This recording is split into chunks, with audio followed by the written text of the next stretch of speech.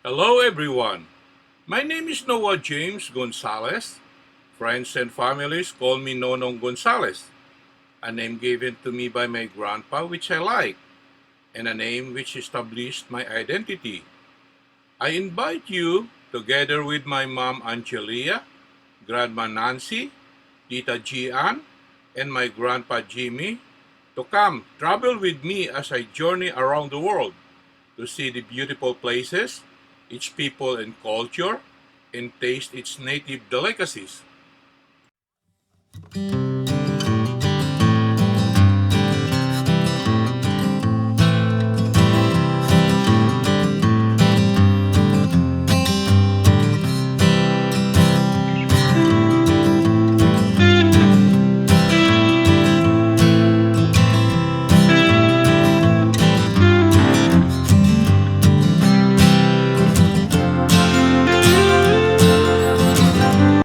The town of Livingstone is situated in the Almond Valley, 13 miles west of Edinburgh. Built in 1962, it was the fourth of several so-called new towns and further developed in the 1980s at the heart of Scotland's Silicon Glen. High-tech industry flourished and helped the growth of the town until the 1990s. Today, a large retail center proves popular with locals and visitors alike.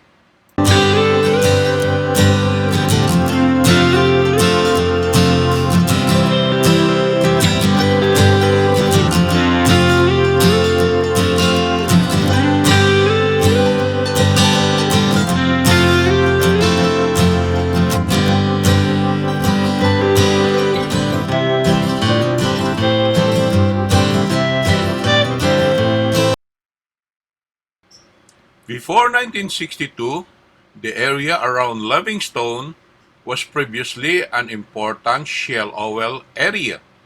The world's first oil boom occurred in West Lothian.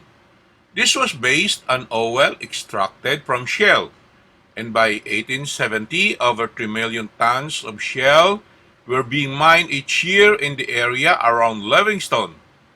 Output declined with the discovery of liquid oil reserves around the world in the early 1900s, but shale mining only finally ceased in 1962. The bings that characterize oil shale mining in West Lothian have largely been flattened. Two shale bings nearby are scheduled monuments.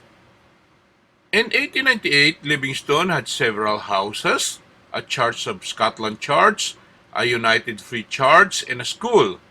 Around 1 mile north of Livingstone, there was a railway station in a settlement called Livingston Station, which is now part of Dean's. The old part of Livingstone is now called Livingston Village.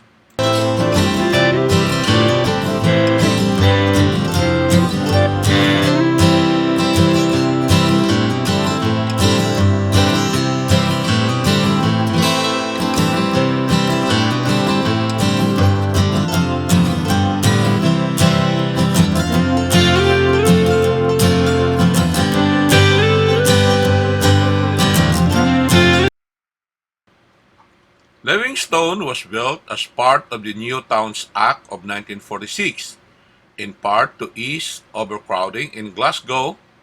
Livingstone was the fourth new town of five.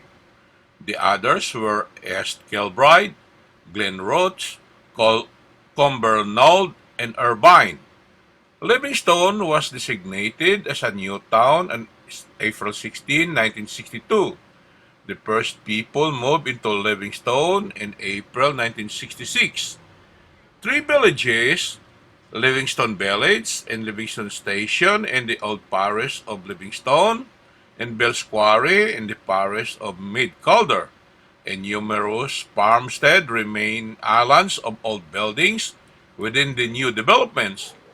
In 1984, Livingstone gained its first railway station and the Chutes line, called Livingston South, which was followed by Livingston North on the Edinburgh to Bathgate Line in 1986.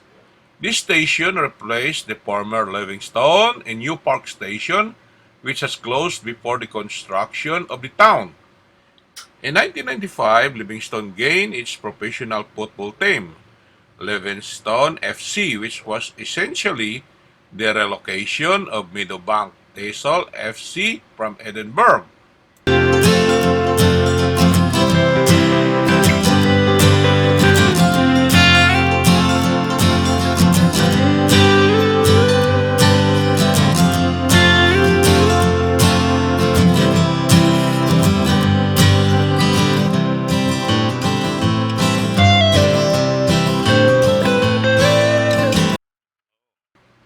In order to build, manage, and promote Livingstone, a Quango organization was formed, the Livingstone Development Corporation. Sir David Lowe, a local large-scale farmer and a businessman, was appointed chairman. The first tenants to be housed by 1964.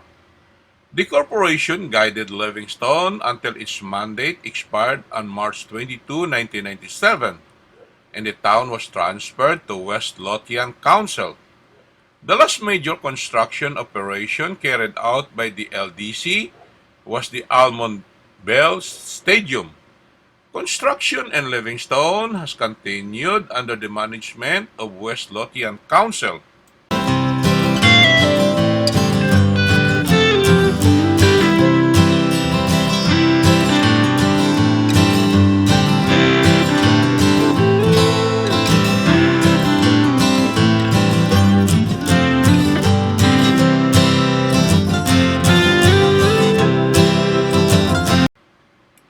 Livingstone is the eighth largest settlement and the third largest town in Scotland. It is also the 171st largest settlement in the United Kingdom. It lies 30 miles away from Glasgow and 50 miles from Edinburgh. It has the river Almond flowing through the town centre, which is what the old Almond Valley Centre was named after.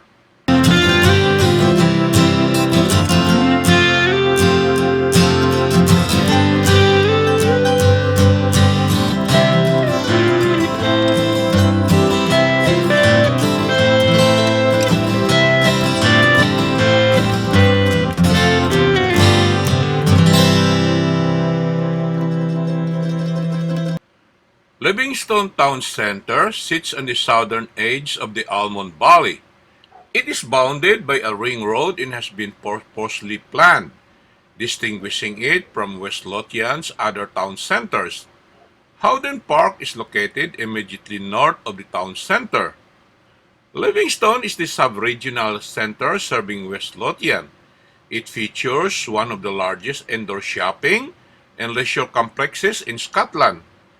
The centre, formerly Albondale Shopping Centre, and the Livingstone Designer Outlet, which is formerly MacArthur Glen Designer Outlet Centre. The centre was completed in its current guise in October 16, 2008. The total development has around 155 shops and eating establishments. The centre has a winter garden, an outdoor restaurant area, and several famous shopping names.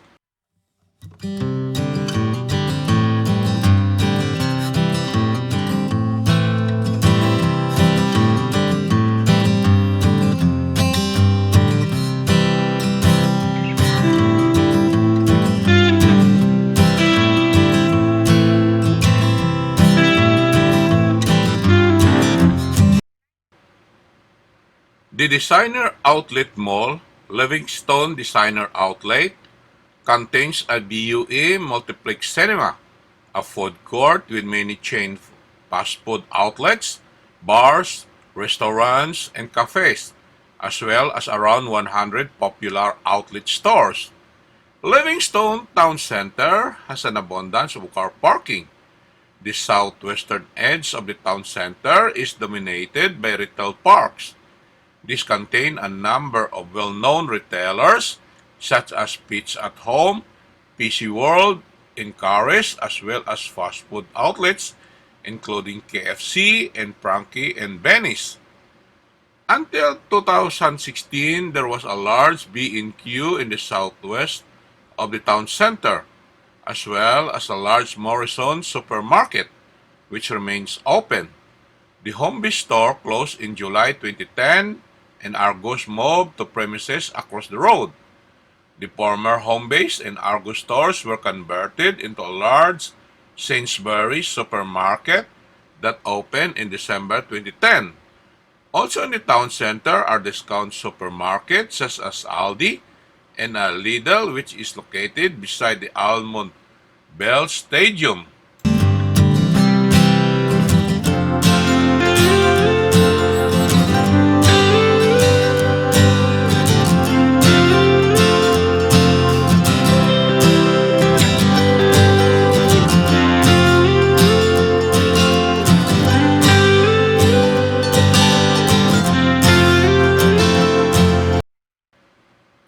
Livingstone Town Center also contains a large number of offices.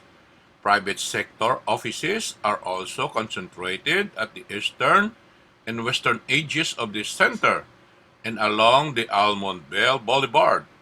Other facilities in the center include hotel, a swimming pool, and a local authority gym, restaurants, pubs, and a club called EQHQ, formerly Club Earth. Almondale Football Stadium and West Lothian College are located at the northwestern edge of the town center. The Livingstone Civic Center was completed in June 2009 and was officially opened by then First Minister Alex Salmond on November 25, 2009. The Civic Center is located just north of the center and the bank of the River Almond. It was home to the divisional headquarters of Lothian and Borders Police until the creation of Police Scotland in 2013, as well as the Sheriff and Justice of the Peace. West Lothian Council, the Crown Office and Procurator Fiscal Service, the Scottish Children's Reporter Administration, and Lothian Borders Fire and Rescue Service, and the West Lothian Community Healthcare Partnership. Neighborhood shopping centers are located at strategic points around the town. The first of these to be built was the mall at the Craigs Hill. This was followed by the Carmondian Center and Dean's and groupings of shop and Ladywell and Morristown. There was formerly a bus station located just outside the Designer Outlet Center, but was shut down some years ago due to being in a rundown state.